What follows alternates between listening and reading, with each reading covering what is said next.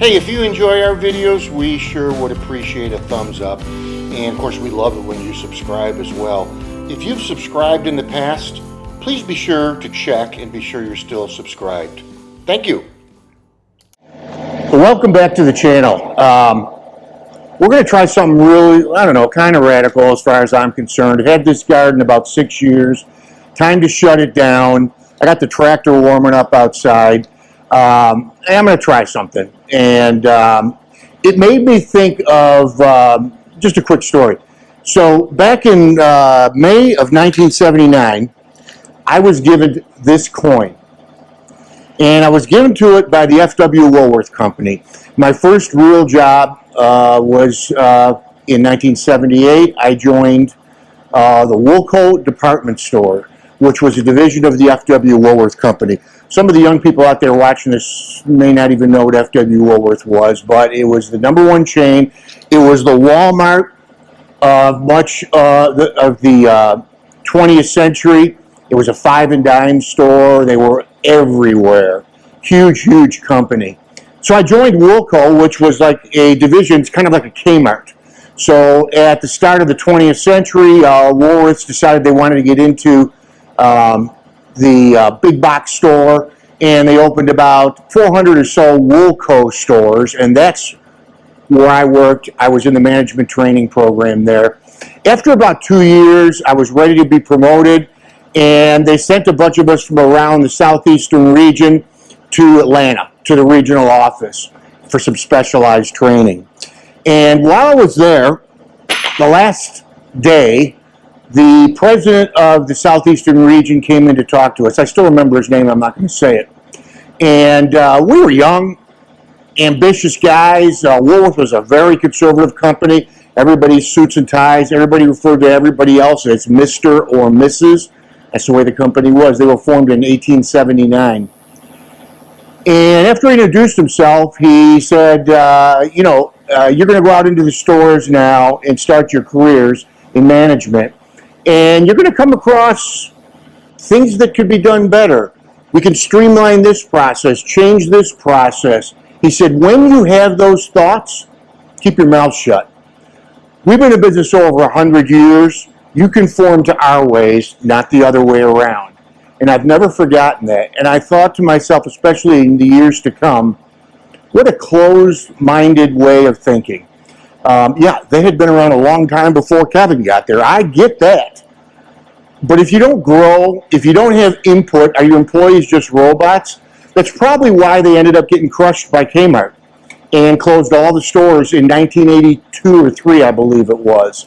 And the fact of the matter is, the Woolworth Company had 100 times the money that Mr. Walton did when he started Walmart. They could have crushed him easily too. They could have been the Walmart today. They had the experience, they had all the contacts, all the infrastructure. They certainly had the money. Had they gone into the big box store as they should have at that time and been open-minded and open to change, who knows what might have been. I just thought it was an interesting story. And it kind of is a dramatic way of talking about what I'm going to do today, which is change and kind of against the grain of the way most people think. Thanks for joining us. Let's get to work.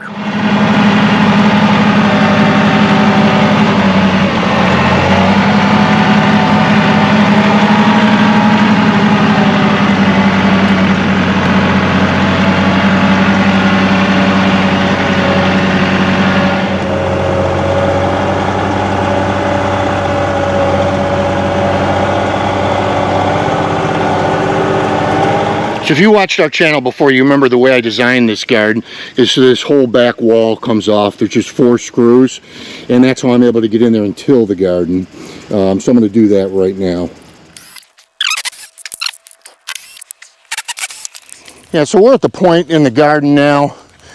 You can see there's still some fruit on some of the tomato plants, but when you get to this point, they're just not going to ripen. They're not going to get any bigger. It's just too late in the season. So it might seem a little radical as we lift up these tomato cages that, we're losing fruit on the ground, but that's just the way it is right now. I think we'll take a look at what Tess has done so far this year. I think it's somewhere around 6 bushels that we've gotten of these San Marzano tomatoes. I'm real happy with that. That is pretty good yield.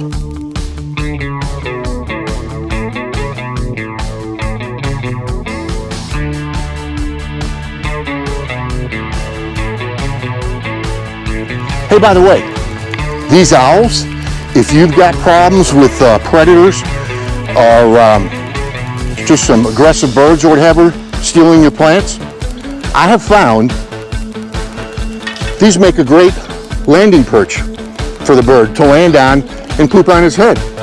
That was a good investment, wasn't it?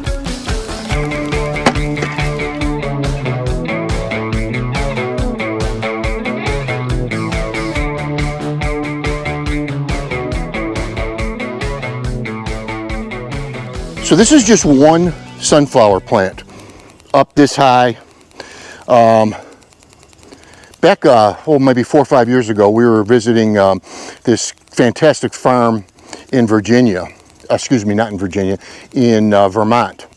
And so, I'm telling you, I've just never seen anything like this. It was absolutely beautiful.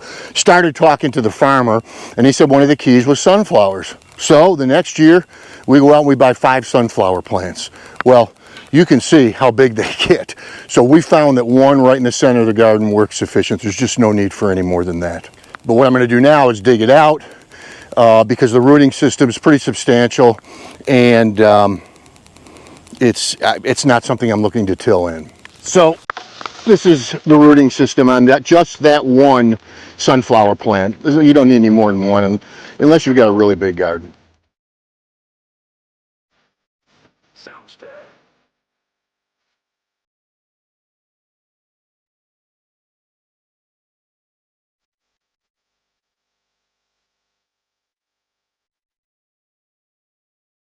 So.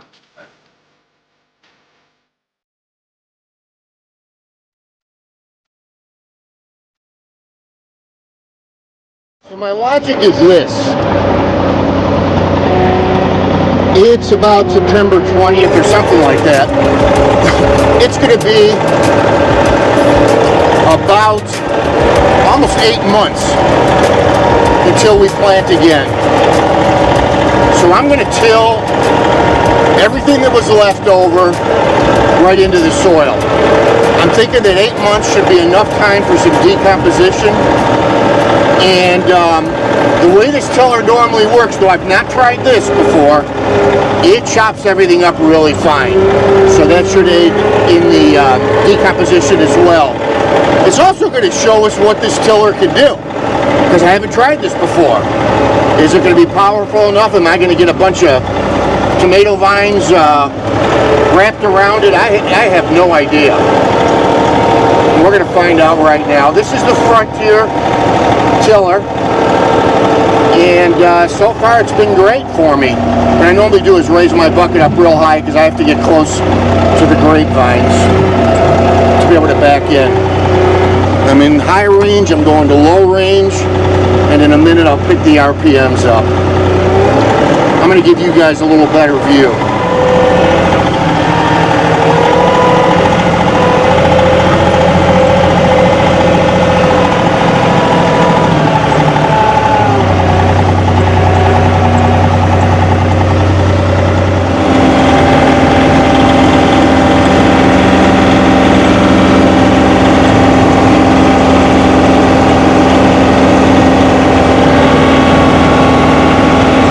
I'm going slow.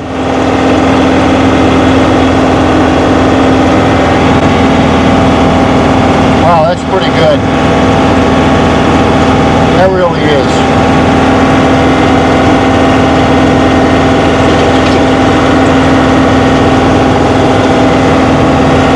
Now this is where I hope I didn't miss anything in the garden tool or one of the little trellises or something.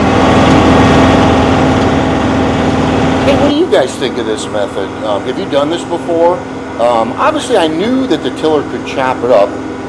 The question is, how will the garden react in the springtime? Have you guys done this before? Please leave it in the comments. Call me crazy, whatever you want to do, but I really want feedback on this.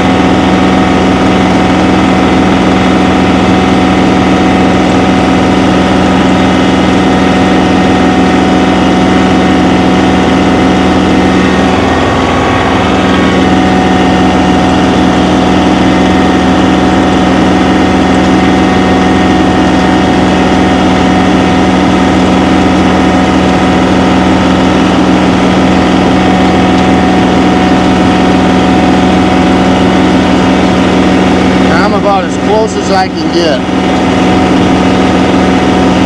Close as I want to get.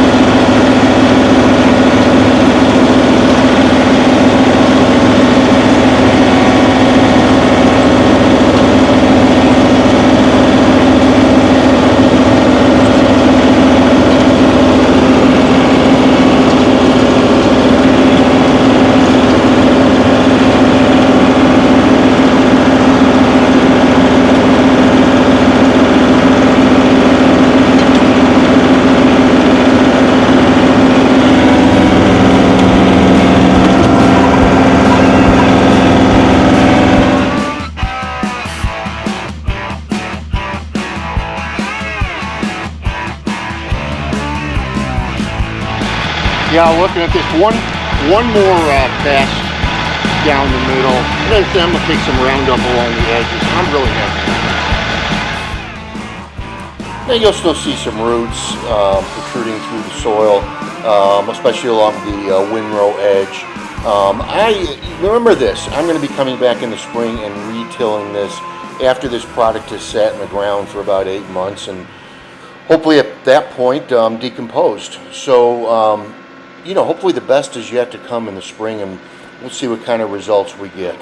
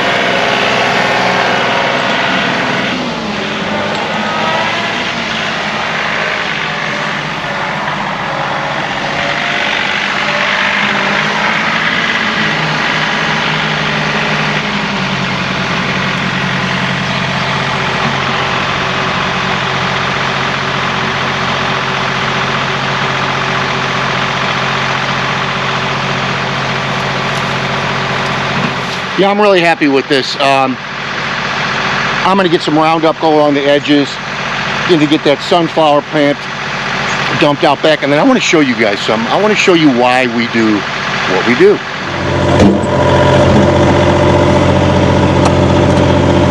There's so many people that'll tell you that having a garden doesn't pay, that the economics of it don't work.